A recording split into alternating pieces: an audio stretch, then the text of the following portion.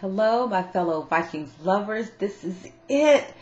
Season 2, Episode 10, The Lord's Prayer, Season Finale Recap. Okay, I have my notes here because I don't want to make sure I don't miss anything. Okay, so I'll tell you right now, this whole episode centered around Floki. Floki was freaking awesome in this. So let's get started. Okay, so the episode opens up with Floki sleeping on the ground. They sleep anywhere, don't they? And Helga has had the baby, and so she's bringing the little girl to Floki.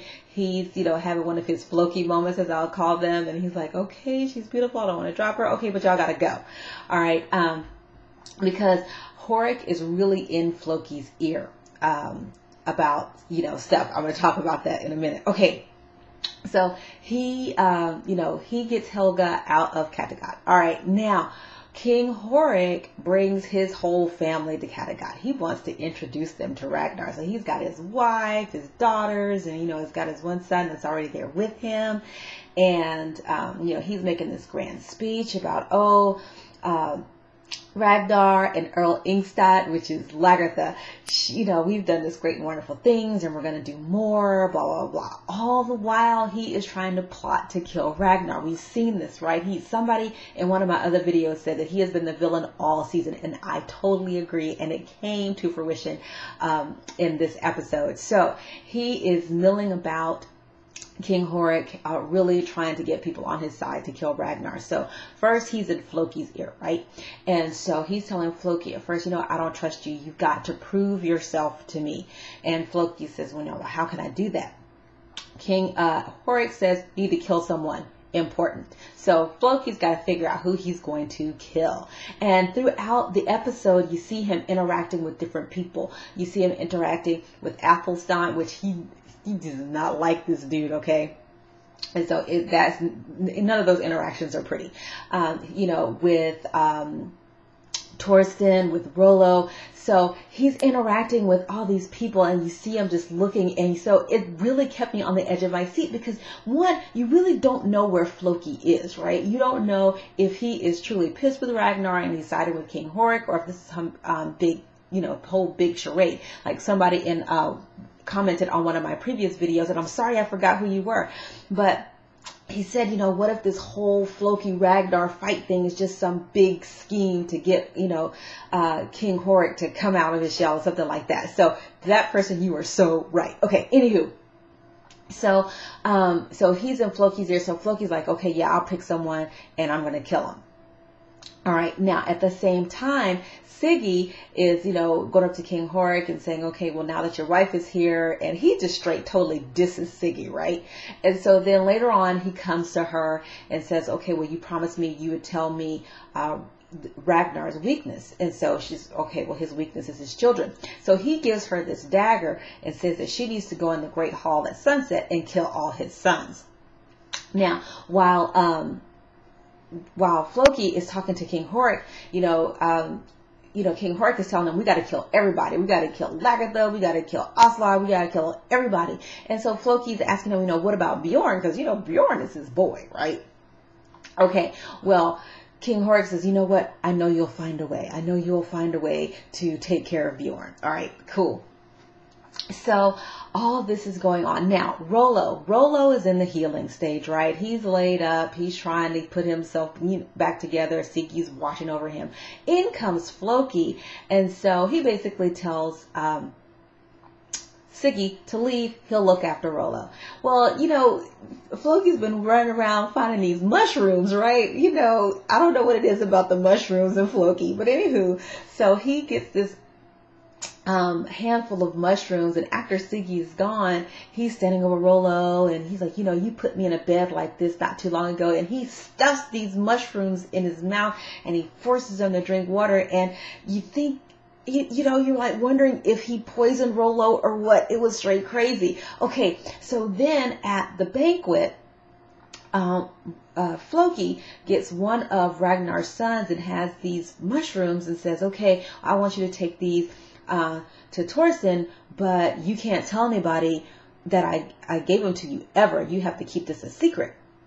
And so then he's like, well, you know what happens if you don't keep a secret. And he's basically freaking this little boy out, telling him that he's going to die some horrible death if he ever tells anybody that he gave these mushrooms to Torsten. So Torsten gets these mushrooms. Next thing you know, Torsten's dead, right?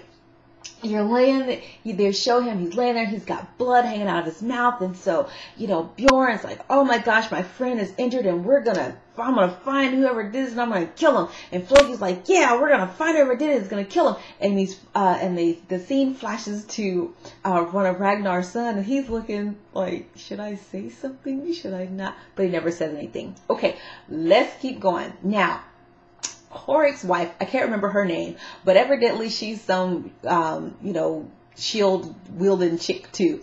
So she and Lagertha are having this, kind of greeting, whatever.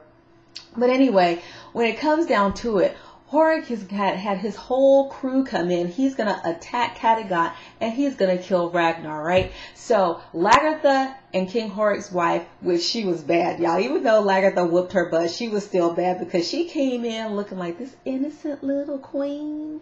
But then when it was fight time, she was dressed to the hilt. She had her sword. I'm thinking, dang, she is just righteous. But, Lagertha whipped her butt. Anywho, then it gets to the end. Now, this is where everything came out, and it was just so good. All of the mystery came to a head. So, Horik busts up in the great hall. Ragnar, you need to come out because, he's ready to kill him and all this stuff, and he's got his son with him. So, then folk come in from everywhere. You got Floki, you got Lagertha, you got Bjorn, all these that come into the hall. And so the king and his son are surrounded. And then there's somebody sitting in the middle of the hall, stands up, it's Torsten. He was not dead. I was like, oh my gosh, that is so cool because I love Torsten's character. Anywho, so then, it gets ugly because King Horik, says to Ragnar, I hope you can find it in your heart to spare my son. Now, he was already saying he's trying to kill all of Ragnar's sons, but I want you to spare mine, dude. Okay, for real. So he starts walking towards Ragnar. Everybody's like, axe to the back, a sword. I mean, they cut this dude. And he finally gets down to Ragnar. And then them all just slowly start to leave. They never show whether or not, they killed King Horik's son or not. But, they took him out of the hall after, of course, they watched his father get killed. And I mean, and when Ragnar got a hold of him, it was not good at all. I mean, I'm telling you, he is a Viking godfather. Oh, on a lighter note, though, so Bjorn and his girl, what is her name? I can't pronounce her name anyway. So here it is. He is straight chasing this girl, right? And, finally he's like, look, what do you want from me?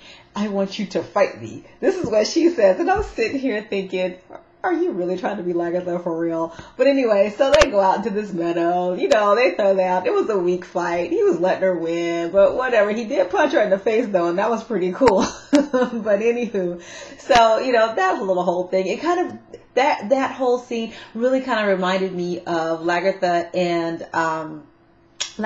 Ragnar in the first season when they got in a fight and she came out there with the shield and they were fighting and she whooped his butt because she wanted to sail west and he said no. Whew.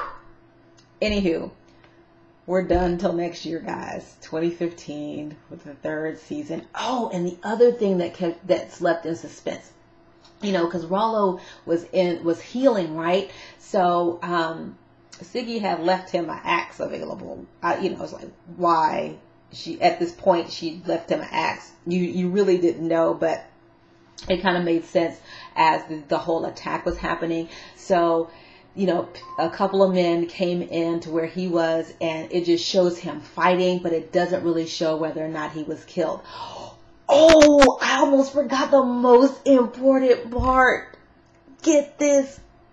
So there's a part in the episode where Athelstan and Ragnar are together by themselves. And Ragnar asks Athelstan how to pray to his God. So Athelstan starts teaching Ragnar the Lord's Prayer. whoo, this is going to get real interesting on the religious side, because again, Floki is all about his gods. Okay. He is very loyal to his gods.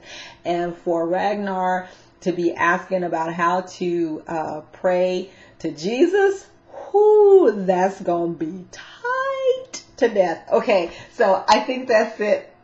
It was a great episode. It was a great season. It went by so fast. All of the episodes were absolutely excellent.